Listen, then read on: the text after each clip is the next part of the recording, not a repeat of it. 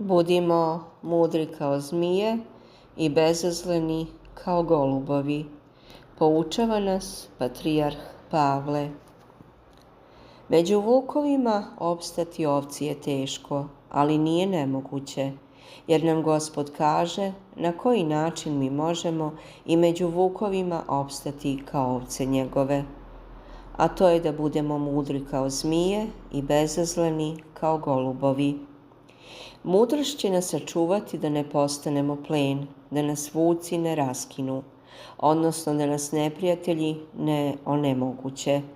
A bezazlenost i dobrota će nas sačuvati da mi ne postanemo vuci. Treba imati mudrost, razvijati mudrost Bogom danu sve više i više, a paralelno sa time razvijati i dobrotu. Jer mudrost bez dobrote prelazi u zloću, a bezazlenost bez mudrosti prelazi u glupost. Ni jedno ni drugo više, nego da budemo mudri kao zmije i bezazleni kao golubovi. I mene su gonili i vas će goniti, govori Gospod.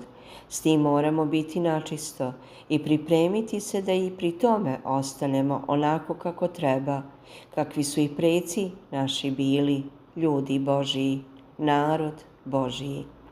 I onda kada dođe kraj života našega, ući ćemo u radost blaženstva Carstva nebeskoga. To jeste smisao i cilj našega života. Bog vas blagoslovio, kaže patrijarh Pavle.